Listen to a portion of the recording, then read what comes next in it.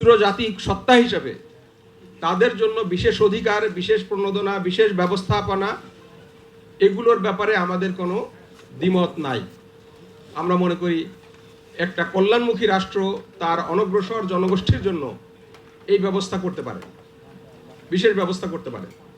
কিন্তু এবং এই জনগোষ্ঠীগুলো প্রায় সবাই বিভিন্ন সময়ে ভারত এবং মিয়ানমার থেকে বাংলাদেশে এসেছে। আমাদের এখানে যে সমস্ত ট্রাইবাল জনগোষ্ঠী আছে তাদের মধ্যে সবচেয়ে পূর্বে বাংলাদেশে এসেছে ত্রিপুরা জনগোষ্ঠী।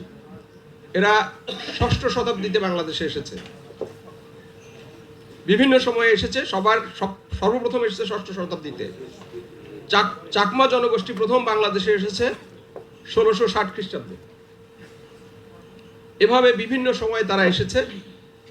আপনাদের কাছে যারা এখানে আলোচক আছেন তাদেরকে আমরা একটা বাংলাদেশে ক্ষুদ্র নৃগোষ্ঠীগুলো তারা কবে এখানে এসছেন, বাংলাদেশে এসছেন এবং কোথা থেকে এসছেন তার একটি তালিকা আমরা পাঠিয়েছি। এবং এই তালিকা তৈরি করা হয়েছে তাদের নিজেদের লেখা ইতিহাস থেকে, এটা আমাদের লেখা কোনো ইতিহাস থেকে না। কিন্তু এই প্রসঙ্গটি আজকে আমরা কেন এই আলোচনাটা করছি, এই সেমিনারটা আয়োজন করছি, আপনারা জানেন ILO 169 নামে একটি কনভেনশন করা হয়েছে, যেটা indigenous and tribal people convention, এবং জাতিসংঘে আদিবাসী বিষয়ক চার্টার করা হয়েছে 2007 সালে। এই সুবিধার মধ্য দিয়ে, এই চার্টারগুলোর মধ্য দিয়ে ILO চার্টারে ইন্ডিজিনাস এবং ট্রাইবাল পিপল দুটোরই সংজ্ঞা দেয়া আছে। কিন্তু তারা এখানে শুধুমাত্র ইন্ডিজিনাসটা ব্যবহার করে, ট্রাইবালটা সংজ্ঞাটা ব্যবহার না করে তারা ইন্ডিজিনাস দাবি করছে। এবং এখানে এমন কিছু সুযোগ সুবিধা দেয়া আছে যেগুলো একটি রাষ্ট্রের সার্বভৌমত্ব, সংহতি, অখণ্ডতা এবং রাষ্ট্রের কর্তৃত্ব ও মর্যাদার সাথে সাংঘর্ষিক। এই জন্য বিশ্বের খুব কম দেশ এইগুলোতে স্বাক্ষর করেছে। এবং আপনারা জানেন অস্ট্রেলিয়ার মতো দেশ, যে দেশটিকে বলা হয় ল্যান্ড অফ ইন্ডিজিনাস, তাদের ইন্ডিজিনাস পিপলদের নাম অ্যাবরিজিনালস। 2024 সালে তাদের পার্লামেন্টে একটি আইন উঠেছিল আদিবাসী হিসেবে অ্যাবরিজিনালদের স্বীকৃতি দেওয়ার জন্য। অস্ট্রেলিয়ান পার্লামেন্ট এটি প্রত্যাখ্যান করেছে, বলছে আমার দেশের মানুষকে আমরা আদিবাসী, অধিবাসী বা পরবাসী, পরেরবাসী এভাবে বিভক্ত করতে পারি না। কানাডা, আমেরিকা, নিউজিল্যান্ড, যেই দেশগুলো আদিবাসী হিসাবে স্বীকৃত, আদিবাসীদের ভূমি হিসাবে স্বীকৃত, তারাও এই কনভেনশনগুলোতে স্বাক্ষর করেনি। কিন্তু তারা আমাদের বাংলাদেশকে চাপ দিচ্ছে যেন আমরা এটা স্বাক্ষর করি। এই স্বাক্ষর করার মূল কারণটা কি? আপনি আরও একটা কথা বলি, এই যে আমি বললাম যে মিয়ানমার এবং ভারত থেকে এই আমাদের ট্রাইবাল জনগোষ্ঠীগুলো বাংলাদেশে এসছে।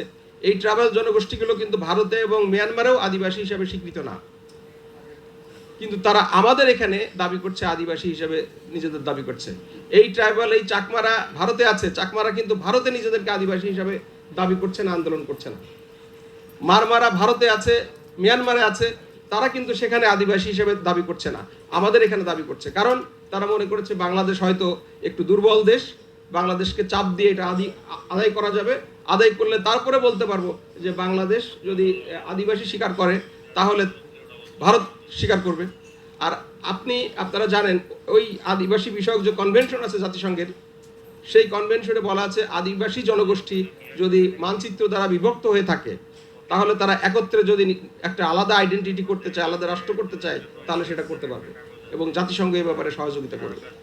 তো এই যে ব্যবস্থাটা করা আছে, কারণ এখানে ভারত থেকে, মিয়ানমার থেকে আর পার্বত্য চট্টগ্রাম মিলে যদি একটা জনগোষ্ঠী তৈরি হয়, এই রাষ্ট্রটা কিন্তু নিজে টিকতে পারবে না। ফলে এখানে জাতিসংঘের সহযোগিতা লাগবে। জাতিসংঘের সহযোগিতার নামে এখানে হয়তো ওই জাতিসংঘ ফোর্স আসবে, যেটা অরুণাচল পর্যন্ত তারা পৌঁছে যাবে। এই যে আগে থেকে একটা পরিকল্পনা আছে ক্রাউন কলোনি বা ক্রিশ্চিয়ান ল্যান্ড তৈরি করার, এগুলো তার নানার প্রক্রিয়া আছে। আমি সেই বিস্তারিত আলোচনা আমি করব না, আমাদের এখানে যারা আলোচক আছে তারা করবেন।